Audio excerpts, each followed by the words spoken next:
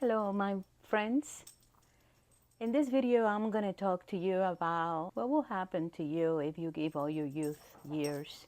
And then you realize when you only have your 1/3 of your life left.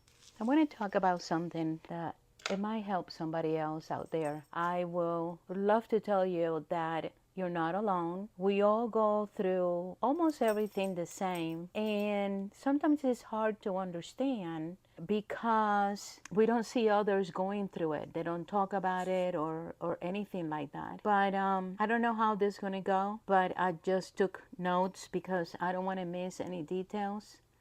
And I hope you stay. And if this in any way help you, subscribe, send me love. I want to know in the comments, what are you going through? If you are in your last 1/3 of your life, and if you live alone, things like that. I just want to be able to know that people are listening. I've been putting videos in this channel, 27 videos so far, and it doesn't seem that I'm doing things right, but I'm going to continue doing it until or it click or whatever, I don't know. But anyway, let's start. Like I said, I gave my life, all my youth years, to my family. I service them. I'm a little nervous, so I apologize, but I get emotional still. And I receive, little by little, for 30 years, hints that were telling me that I will not be in their life when I get older, that they will not be there for me. And I learned the lesson late.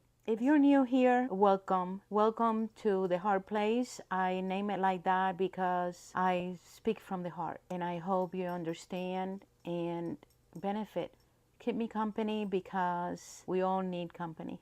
My name is Natalie, and my videos are about my life, my ventures, my struggles, and my wins. So I never retire yet because I never thought about it. I was always sort of trying to gain a family out of the group of people that are called kids and grandkids. So I found myself now not 100% alone, I will say 200% alone, and trying to figure out how my life at 68 and beyond it will work, because our bodies are not strong anymore. And rejection is a hint of how much you are wanted in a group of people. It can be friends or whatever. Rejection comes from different ways. I noticed that invitations were less, that I was not included in eat outs, vacations. I never been in vacation with my children. I had 3 children. Never been in vacation with them. I was promised one time that they would take me to Tennessee, but no, I'm not waiting anymore. But all these hints, I didn't know that it will come an issue and a permanent thing in my life.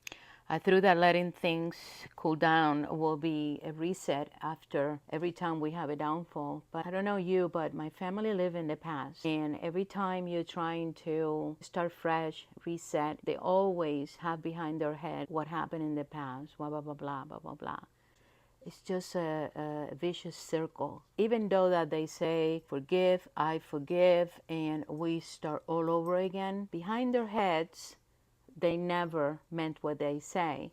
It's hard to figure out if a reset it is done from the heart, or a reset is just done because they say, okay, let's give it another chance with the same mentality. That's what I'm talking about. I was thinking that one day I will be part of this family and feel cared for as a human being, not money-wise or anything like that, but just as a human being, I be wanted. And the older I got, this hint became to be an actually termination 30 years after. Today I'm 68. At the time of realization, I was in my last strength and my last saving. One of the very last time out of many times, my 9th time, spending money and going back to be close to them. I realized in less than 2 months that nobody was happy that I was back. Everybody was going on with their life.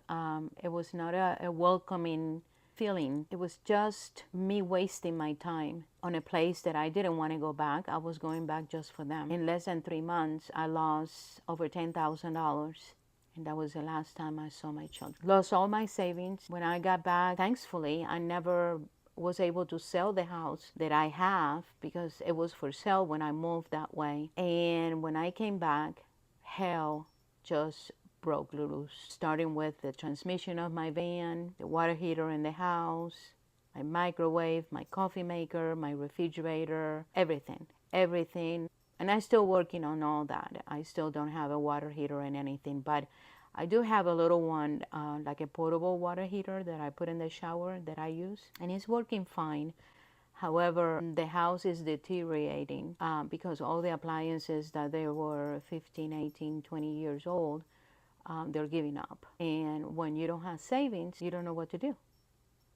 So, yeah. So, asking for help for my transmission was the last time I asked.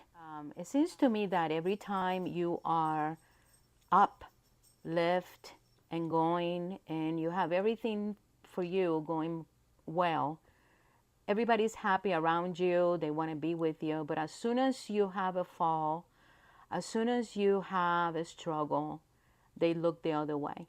And I experienced that not one time. I experienced that dozens of times with children that I gave everything, but they don't seem to reciprocate. They don't know the meaning of that.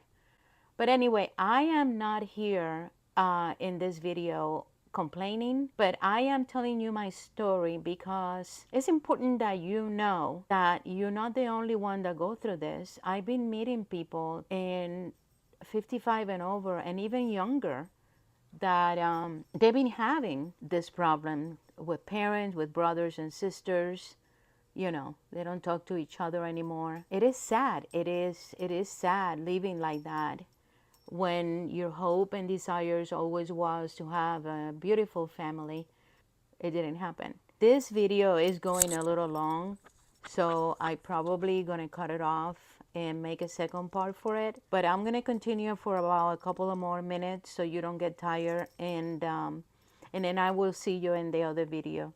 I start to realize that what they've been telling me in the past, it was not a joke. It was real. You know, when they say, no, we can't invite you because, you know, it's only friends, young friends. You're not going to be able to camp with us. You know, I should have seen it, but I was naive. I was not realizing that was the starting of kicking me out little by little out of their life. I was told about 10 years ago that I could not depend on them when I get old. Hi, baby. This is Howard for those that they don't know him. And I was taken to by one of the spouses, my daughter's husband, took me to a psychology to actually have like a mediator. I don't know. I don't know what it was that, but it was just for him to let me know that they are not going to take care of me when I get older, that the least thing they want to do is change my diapers and take care of me because they have their own life to live and they need to move on.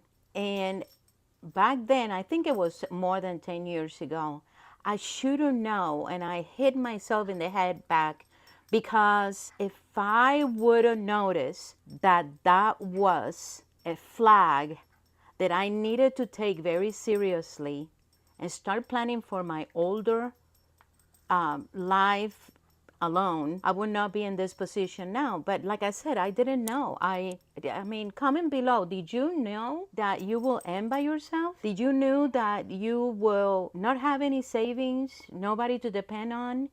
That if you lose your mind from dementia or you start having Parkinson's disease, you don't know what you're going to be able to do with your life? Comment below, and I see you in the next video, part 2.